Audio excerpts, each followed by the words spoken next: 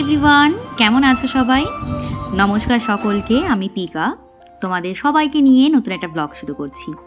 যে যেখান থেকে দেখছো অনেক অনেক অনেক সাপোর্ট করো, এইটুকুই চাইবো। তো এই যে বাচ্চাটিকে দেখছো, এটা হচ্ছে আমার student, one of the students. তো আমি আমার কাজের পাশাপাশি, বাড়ির কাজের পাশাপাশি হোম টিউশনসও দিই। তো পড়ানোটা আমার খুব পছন্দের একটা কাজ, প্লাস বলতে পারো ভালো লাগে। মানে সব দিক দিয়ে আর কি আমি ভীষণ কমফোর্টেবল পড়ানোর জায়গাতে। সো বাই প্রফেশন আমি একজন টিচার, আবার আমি হোম টিউশনসও দিই। তো চলো, আজকে সানডে ছিল, আজকে একটু অন্যভাবে দিনটা কাটাবো প্ল্যান ছিল। তো চলো যাই। আমরা এখান থেকে যখনই কোথাও যাই, আমরা ম্যাক্সিমাম টাইম এই বোট সার্ভিসটাকে কিন্তু চুজ করি, বিকজ এটা শর্টকাট হয় অনেক বেশি। তো এখন আমরা যাচ্ছি ব্যারাকপুরে, ঠিক আছে? তোমরা তো অলরেডি দেখেই নিয়েছো ক্যাপশনে যে কি লিখেছি না লিখেছি, কোথায় যাচ্ছি, তাই সাসপেন্স রেখে কোনো লাভ নেই। তো আমি, মা, অভি আমরা সবাই একসাথে বেরিয়ে পড়েছিলাম, আর ওদিক দিয়ে দিদির ফ্যামিলিও আসছিল।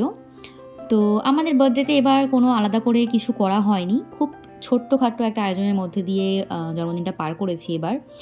আর দিদিরাও আসতে পারেনি, যা হয় সবারই ফ্যামিলি রেসপন্সিবিলিটি, অনেক কিছু থাকে আর কি। তো আমরা প্ল্যান করেছিলাম যে ব্যারাকপুরে আমরা একদিন একসাথে হয়ে একটু খাওয়া দাওয়া করব। আর যেহেতু মা একটু পায়েস করেছিল, একটু কেক মিষ্টি ছিল, ওইগুলোই আর কি দেওয়ারও ছিল। তো চলো মানে দেখাই এরপরে কি হচ্ছে। আচ্ছা, তো ব্যারাকপুরে এসেছি, আমরা আগেই এসে গেছিলাম। আর আমরা তারপর সবাই একসাথে খানিকক্ষণ ওয়েট করে আমরা চলে গেলাম মেইন, যেটা আর কি দুটো ব্রাঞ্চ অ্যাকচুয়ালি ওদের ব্যারাকপুরে। একটা হচ্ছে একদম স্টেশন থেকে নেমেই ডান হাতে, আর একটা একটু এগিয়ে বাঁ হাতে।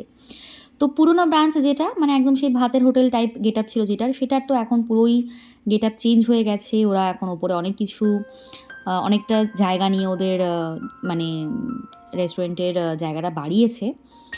আর যেটা পুরনোর পরে যেটা নতুন হয়েছিল, সেটা যেরকম ছিল সেরকমই আছে। সো আমি নতুনটাতে 2-3 বার গেছি, পুরোনোটাতে একবার গেছি। তো এইবারে আর পুরোনোটায় যাওয়া হয়নি। তো অভি দেখতে গেছিলো লাইন কেমন কদ্দূর আছে আর কি কোনটাতে। তো অভির জন্য অপেক্ষা করছিলাম যে ও আসলে আমরা একসাথে মুভ করব। তো এখানে আমি আর মাই অপেক্ষা করছিলাম। বাই দ্য ওয়ে, ব্যারাকপুর কিন্তু আমার বলতে পারো জন্মের শহর, মানে আমি এখানেই জন্মেছি, ঠিক আছে? আমার বাবা ছিলেন আর্মিতে, তো আমাদের বেস হাসপাতাল আছে ব্যারাকপুরে, যেখানে আমি হয়েছি আর কি। আর এই যে আমরা চলেও এসেছি নতুন আউটলেটটাতে। তো সবাই হয়তো এটাতেই বেশিরভাগ যায়, ও তো অনেকেই বুঝতে পারবে না যে নতুন পুরনো আমি কী বলছি।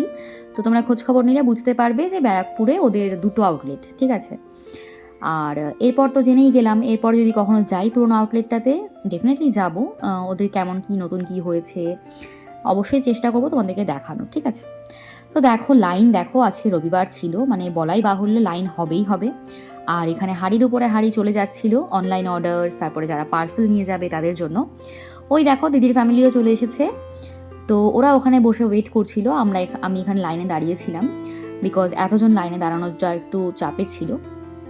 আর ভিতর থেকে যিনি বা যে আর কি ওই ঠিক করছিল যে ভিতরে কটা সিট খালি আছে, তিনি আমাদেরকে এসে বললেন যে 7 জনের সিট অ্যাভেলেবেল হয়ে গেছে, তো তোমরা চলে আসতে পারো। তো ওনার বলা মাফিক আমরা এগোচ্ছিলাম।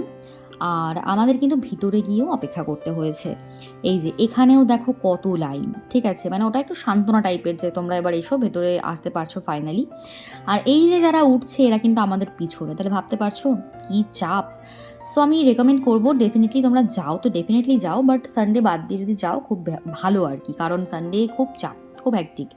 আমরা তখন বেলা কটা বাজে, 1:30 2টো মতো বাজে, তাতে করে আমাদের এতটা লাইন ফেস করতে হচ্ছে। আর এই দিনকে না সারাদিনের সিনটাই এরকম থাকে, মানে এরকম না যে তুমি পরে গেলে আর কি তোমার লাইন কম থাকবে। এবার হ্যাঁ, একদম সকালে তো কেউ যায় না বিরিয়ানি খেতে, সবাই দুপুর থেকে সন্ধ্যের মধ্যেই বেশিরভাগ যায় আর কি। তো যাই হোক, অপেক্ষার অবসান হলো ফাইনালি, আমরা এবার একটু একটু করে এগোচ্ছি ভিতরে। তবে যেটা হলো, আমরা এক জায়গাতে 7টা সিট পেলাম না, আমাদেরকে দুটো আলাদা আলাদা টেবিলে আর কি ভাগ ভাগ করে বসতে হয়েছিল। তো এই হচ্ছে নতুন আউটলেটের ভেতরের লুক, ভীষণ নর্মাল। ওরা এমন কিছু থিম বা অন্য কিছু এখানে রাখে না, যেরকম ভূতের রাজা দিল বরে গেলে ভূতের একটা থিম থাকে, সেটা এদের এখানে নেই। এখানে খুবই সিম্পল। অ্যাকচুয়ালি এদের যা ক্রেজ মানুষের মধ্যে দাদা বৌদির বিরিয়ানি খাওয়ার, এদের মানে ওইসবের কোনো আর প্রয়োজনও নেই, এরকম একটা ব্যাপার হয়তো হতে পারে। তো আমরা প্লেন চিকেন বিরিয়ানি করেছিলাম, মানে অর্ডার করেছিলাম, আর মোটামুটি 10 মিনিটের মধ্যে চলেও এসেছিলো। সো ওদের কাইন্ড অফ ব্যাপার থাকে, তোমরা তাড়াতাড়ি খাও ভাই, তাড়াতাড়ি যাও, বিকজ অনেকে আছে, মানে আমি এটা মজা করে বলছি। তো তোমাদেরকে দাম বলে একটু বলে দিই। Only single piece chicken biryani 280 টাকা, স্পেশাল নিলে 450 টাকা, আর মাটন প্রবাবলি সিঙ্গেল নিলে 350 টাকা, ঠিক আছে।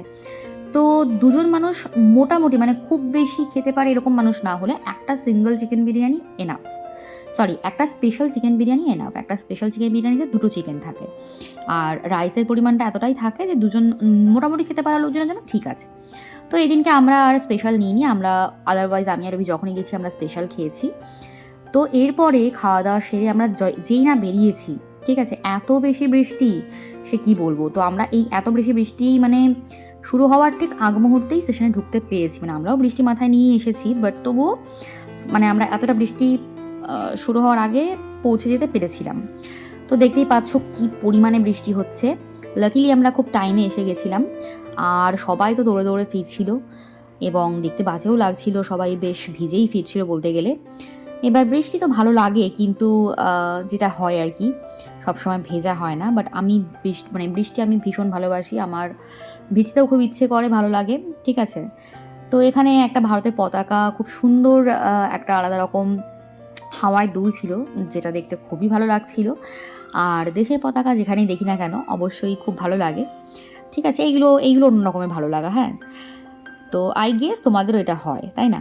তো তোমরা কে কে বিরিয়ানি খেতে এসেছো ব্যারাকপুরে, কমেন্টে কিন্তু অবশ্যই জানিও। আর যদি এসে না থেকো ডেফিনেটলি আসতে পারো। আর কারোর যদি রাস্তা নিয়ে বা কিছু নিয়ে কোনো কোয়েশ্চেন থাকে ডেফিনেটলি আমাকে কমেন্টে কিন্তু জিজ্ঞেস করতে পারো। তো চলো, এরপরে আমার প্ল্যান ছিল বাতকুল্লায় আসা, আর এখান থেকে আমরা ভাগে ভাগে আর কি এক একজন এক এক দিকে চলে যাব। আমার শাশুড়ি মা আর অভি চলে আসবে কোন্নগরে, আর দিদির ফ্যামিলি চলে যাবে শ্যামনগরে। সো ওখান থেকে ওদেরকে টাটা করে আমি একাই মুভ করেছিলাম, বিকজ আমি একাই যাব বাতকুল্লাতে। ভাইয়ের বউ ওরা সব বাড়িতে ছিল, সো ওদের সাথে একটু দেখা করারও ছিল, এই কারণেই যাওয়া। তো এখন তো বেশি টাইম হয় না, খুব কম সময় নিয়ে যেতে হয়, তো কিছু করারও নেই আর কি, এই ব্যাপার। মা অনেকদিন ধরেই বলছিল আসতে, এবার যেহেতু বার্থডে উইক ছিল, সো দেখলাম চলো একটু টাইম ম্যানেজ করে যাই। তো আমার ট্রেন ছিল মোটামুটি 4টের পরে, আমি ট্রেন পেয়ে গেছিলাম যথাসময়ে। আর ওয়েদারটা এত সুন্দর ছিল, এমনিই ভালো লাগছিল সব, মানে বাইরে তাকাতে। অনেকের আবার বৃষ্টি ভালো লাগে না, বর্ষাকাল ভালো লাগে না, বাট আমি কিন্তু এনজয় করি, ঠিক আছে। আচ্ছা, এরপর দেখো টোটোয় করে ফিরছি, তো তখন কিন্তু প্রায় 6টা বেজে গেছে, বাট সন্ধে হয়নি, বেলা তখনও বেশ ভালোই ছিল। আর আমি পৌঁছচ্ছি ফাইনালি ওদের কাছে। সকাল থেকে খুব হেক্টিক ডে গেছে, মনে হচ্ছিল কখন যাবো, একটু শোবো। সো ফাইনালি আমি বাড়িতে। তো চলো দেখা হচ্ছে তোমাদের সাথে নেক্সট ভিডিওতে, ততক্ষণের জন্য সবাই ভালো থেকো, সুস্থ থেকো, টাটা অ্যান্ড টেক কেয়ার। চলো টাটা।